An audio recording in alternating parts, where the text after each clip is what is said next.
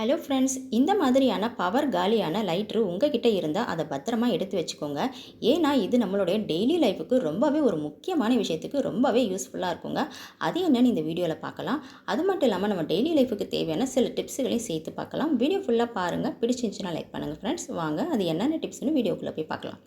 First tip, இந்த மாதிரி நம்ம பூரிக்கட்டையெல்லாம் வந்து கழுவி காய வைப்போம். இப்போ ஒரு அவசரத்துக்கு நம்ம கழுவி இருக்கும்போது இது காயறதுக்கு லேட் ஆகும். ஸோ நிமிஷத்தில் இதை காயறதுக்கு இந்த டிப்ஸ் ஃபாலோ பண்ணிக்கோங்க ஃப்ரெண்ட்ஸ். இந்த மாதிரி ஒரு ட்ரையான கிளாத் இருந்தால் எடுத்து இந்த மாதிரி தொடச்சிக்கோங்க. இல்லைனா கூட நீங்கள் வந்து செவத்தில் சாய்ச்சி வச்சிங்கனாலே போதும், அந்த தண்ணியெல்லாம் ட்ரைன் ஆகிடும். இதுக்கப்புறமா நம்ம இப்போ வந்து இந்த மாதிரி ஸ்டவ் ஆன் பண்ணிக்கிட்டு ஒரு நிமிஷம் இந்த கட்டையை இதில் காட்டிடுங்க. காட்டும்போது பாருங்கள் டக்குன்னு ட்ரை ஆகிடுச்சு. தண்ணி வந்து நிமிஷத்தில் காஞ்சிருச்சு. இதுக்கு வந்து ஒரு நிமிஷம் கூட தேவையில்லை, ஒரு செகண்டே போதும். அந்தளவுக்கு இது சூப்பராக இந்த தண்ணி பாருங்கள் காஞ்சிருச்சு. ஸோ உடனே இதை வந்து நம்ம யூஸ் பண்ணிக்கலாம். ஸோ இது காயிற வரைக்கும் நம்ம வெயிட் பண்ணணுன்ற அவசியம் இல்லை. ஒரு அவசரத்துக்கு இந்த டிப்ஸ் உங்களுக்கு ரொம்பவே யூஸ்ஃபுல்லாக இருக்கும். ட்ரை பண்ணி பாருங்கள். பிடிச்சிருந்துச்சின்னா இந்த டிப்ஸுக்கு ஒரு லைக் கொடுத்துருங்க ஃப்ரெண்ட்ஸ். இப்போ பாருங்கள், இதை நம்ம டக்குன்னு யூஸ் பண்ணிக்கலாம்.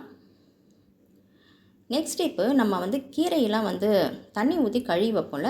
சில பேர் வந்து இந்த மாதிரி கழுவாமல் என்ன செய்வாங்கன்னா, இந்த வெஜிடபிள் ட்ரைன் பண்ணுவோம் பாருங்கள், அந்த மாதிரி பாத்திரத்தில் வந்து கழுவுவாங்க. அந்த மாதிரி கழுவும்போது அந்த மண்ணெல்லாம் வந்து அதிலே தான் இருந்துக்கும், கீரையிலே தான் இருந்துக்கும். ஸோ வந்து நம்ம சாப்பிடும்போது நமக்கு வந்து கீரையோட மண்ணும் சேர்ந்து வரும். ஸோ அந்த மாதிரி ஆகாமல் இருக்கிறதுக்கு நீங்கள் இந்த மாதிரி ஒரு அகலமான பாத்திரத்தில் ஒரு 5 நிமிஷம் இந்த மாதிரி தண்ணி ஊற்றி நல்லா அலசி வச்சுருங்க.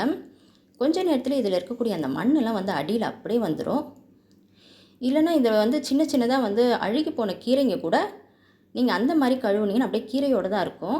இந்த மாதிரி கழுவுறதுனால அதையெல்லாம் நல்லாவே க்ளீன் பண்ணி எடுத்துட முடியும். பாருங்கள், உங்களுக்கு இப்போ நான் காட்டுறேன் இந்த கீரையில் எவ்வளோ மண் அடியில் இருக்குன்ட்டு. இதை நான் வேறு ஒரு பாத்திரத்துக்கு ட்ரான்ஸ்ஃபர் பண்ணி காட்டுறேன் பாருங்கள். நிறைய மண் இருக்குங்க ஃப்ரெண்ட்ஸ். ஸோ இந்த மெத்தடில் நீங்கள் க்ளீன் பண்ணிக்கோங்க. அப்போ தான் வந்து கீரையில் இருக்கக்கூடிய மண்ணை வந்து முற்றிலுமாக க்ளீன் பண்ணி எடுக்க முடியும். பாருங்கள் எவ்வளோ மண் இருக்குன்ட்டு. ஸோ அந்த மாதிரி க்ளீன் பண்ணாமல் இந்த மாதிரி க்ளீன் பண்ணுங்கள். ஒரு 2 வாட்டி நீங்கள் அலசி எடுத்தாலே போதும். ஒரு மண் கூட கீரையில் ஒட்டிட்டு வராது. ஸோ இந்த டிப்ஸ் உங்களுக்கு ரொம்பவே யூஸ்ஃபுல்லாக இருக்கும்னு நம்புகிறேன். இந்த மாதிரி ஒரு அகலமான தட்டில் எடுத்து வச்சிட்டாலே போதும். இதோடைய தண்ணியெலாம் நல்லாவே ட்ரைன் ஆகிடும்.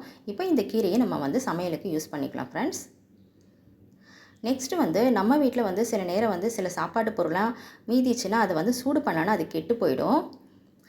இல்லாட்டினா வந்து நம்மளுடைய பசங்களுடைய லஞ்ச் பாக்ஸ் கூட எடுத்துகிட்டு வரும்போது இந்த மாதிரி சாப்பாட்டு பொருள் அது மீதி இருந்ததுன்னா அதுவும் கெட்டு போயிட்டுருக்கும். அதுலேருந்து ஒரு பேட் ஸ்மெல்லு வரும். இந்த மாதிரி இந்த பாக்ஸை ஓப்பன் பண்ண உடனே அந்த ஸ்மெல் வந்து அப்படியே எல்லா இடத்துக்கும் பரவ ஆரம்பிச்சிடும். அந்த ஸ்மெல் நமக்கு சுத்தமாக பிடிக்கவே பிடிக்காது. அந்த ஸ்மெல்லை இமிடியேட்டாக ஸ்டாப் பண்ணுறதுக்கு இந்த டிப் ஃபாலோ பண்ணிக்கோங்க.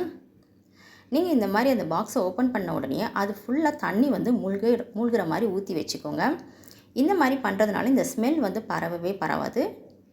நீங்கள் அதுக்கப்புறமா இதை வந்து வாஷ் மிஷினில் ஊற்றிட்டு வந்து கழுவி விட்டுடலாம்.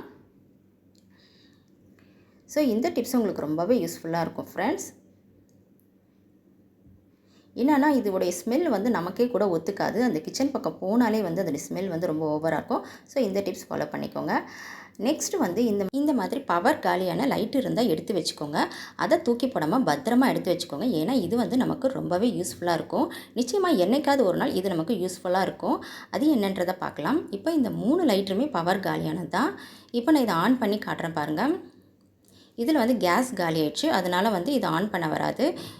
இதில் வந்து லைட்டு எரியவே இல்லை பாருங்கள். இப்போ இந்த 3 லைட்டருமே நான் ஆன் பண்ணி காட்டுறேன் பாருங்கள். 3 லைட்டருமே எரியாது தான். இப்போ நம்ம இதை எதுக்காக யூஸ் பண்ணலான்றதை பார்க்கலாம். இப்போ இந்த லைட்டில் பாருங்கள் ஒரு சின்ன நெருப்பு பொறி வருது பாருங்கள். அது நல்லாவே தெரியுது. இப்போ நம்ம இதை வந்து இந்த மாதிரி நம்ம ஸ்டவ் ஆன் பண்ணுறதுக்கு தான் நம்ம யூஸ் பண்ணிக்க போகிறோம். இந்த ஒரு சின்ன நெருப்பு பொரியே போதுமானது. நம்ம ஸ்டவ் ஆன் பண்ணுறதுக்கு யூஸ் பண்ணிக்கலாம். இப்போ நம்ம வீட்டில் திடீர்னு வந்து லைட்ரு வேலை செய்யலை, நம்மக்கிட்ட தீப்பெட்டி கூட இல்லை, கடைக்கு கூட டக்குன்னு போய் வாங்க முடியாது. அந்த மாதிரி ஒரு சூழ்நிலையில் இந்த லைட்டு நமக்கு ரொம்பவே யூஸ்ஃபுல்லாக இருக்கும் ஃப்ரெண்ட்ஸ். இந்த மாதிரியான லைட்டு ஒரு 6 மாதம் வரைக்கும் நமக்கு இதை வந்து யூஸ் பண்ணிக்க முடியும். ஒரு அவசரத்துக்கு இது ரொம்பவே யூஸ்ஃபுல்லாக இருக்கும். இதையே தினமும் வச்சு யூஸ் பண்ணணும்னு நான் சொல்ல வரல.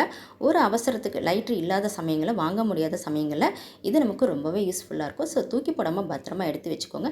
இன்றைக்கி நம்ம வீடியோவில் வந்து டிப்ஸ் எல்லாம் உங்களுக்கு ரொம்பவே யூஸ்ஃபுல்லாக இருக்கும்னு நம்புகிறேன். பிடிச்சிருந்துச்சுன்னா லைக் பண்ணுங்கள், உங்கள் ஃப்ரெண்ட்ஸ் அண்ட் ஃபேமிலிக்கும் ஷேர் பண்ணுங்கள். மறந்துடாமல் சேனலை சப்ஸ்கிரைப் பண்ணி வச்சுக்கோங்க. தேங்க்ஸ் ஃபார் வாட்சிங்.